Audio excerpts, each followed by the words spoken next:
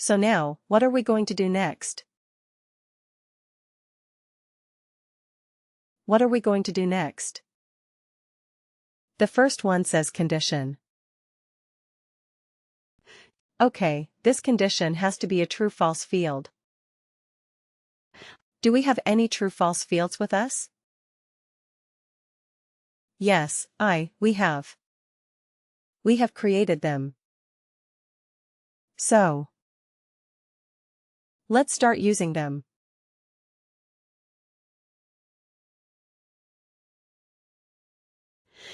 Okay, CFWWTF length of service. You see, I could search for it and it is available here. Now return value if condition is true. What happens if this condition is true? Okay. Amateur right, we should return the text amateur. So if I go and click on this, I have not created that field yet. But can I do it from here? Create calculated field. But you see, I cannot type in amateur. I cannot type in the text here. It has to be another field. That is why we have to store the value in a text constant. Write and evaluate expression. That's a good thing and a bad thing. The good thing is it can. It is so diverse, it is so powerful.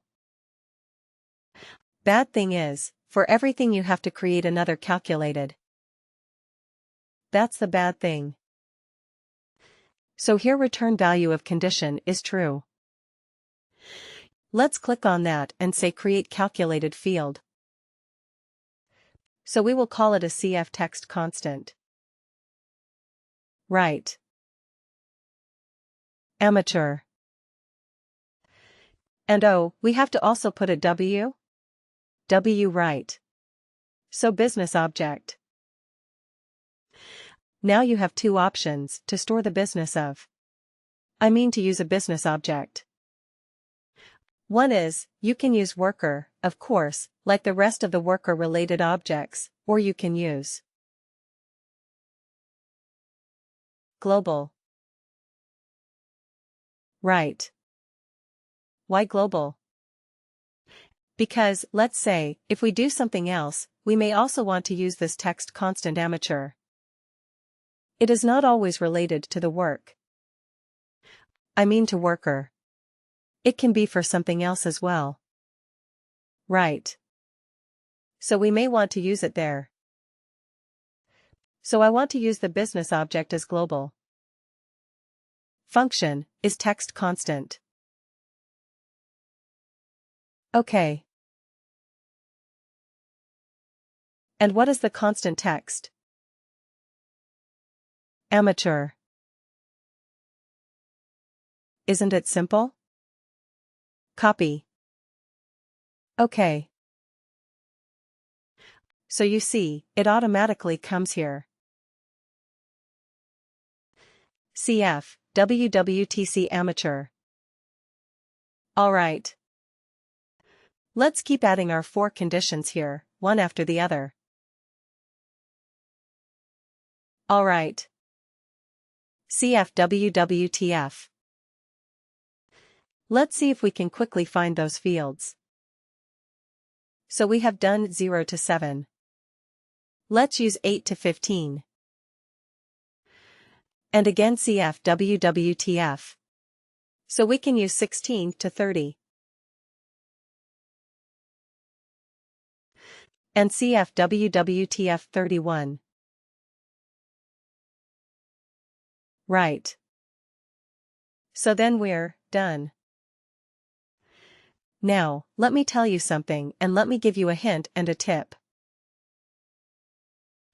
WorkDay will start evaluating from top to bottom. Okay. This is the direction in which it will evaluate. The first matching condition that it finds it will result in that. It will take that as the true condition to stop the calculation there. The first matching true condition.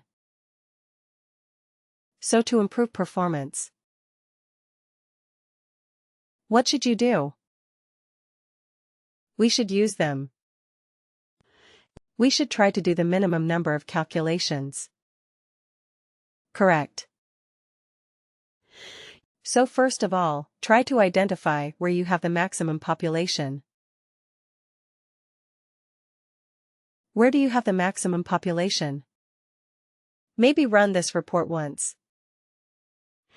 Try to find out where you have just do an eyeball figure and try to find out where you have the maximum population. Maybe it is between 8 and 15. Maybe. Right. So if that is the case, you should have this as the first row. Right. I understand that looking at this is more logical. 0 to 7, 8 to 15, 16, 13, 31. That is more logical. I absolutely understand. But from a performance point of view, this might be more efficient if most of your workers are between 8 to 15 years. Right. Because then it will do this first step for most of the cases that it will be true. Otherwise, what happens? It will first do 0 to 7 calculation.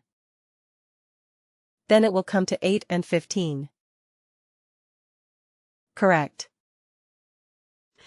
So when you design this evaluation especially, keep this in mind. How to improve the performance? Just making this slight change will do you a world of good if you are dealing with large data sets. Okay, so keep this in mind. Always have the first condition as the most common condition that you don't have to do the other calculations at all. Right. So we will find out.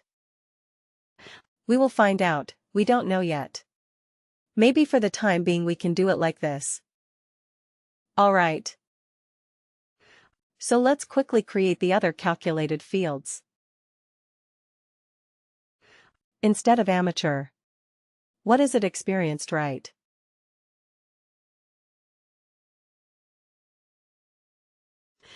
Okay, and let's put it as experienced. Okay. Alright. So, 2 fields that are. Let's quickly do the third one, create calculated field very quickly. What is the other condition that we had? Senior and legend. Okay. So instead of amateur, we will call it a senior function. Is this constant?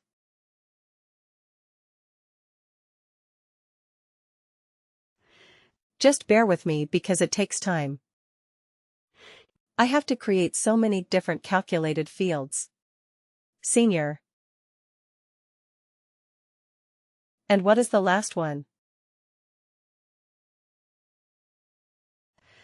Legend, create calculated field. Alright. So instead of senior, we will call it a legend. This object is global. Okay. Function is this constant. And here we are going to use legend. That's it. Right. We are done.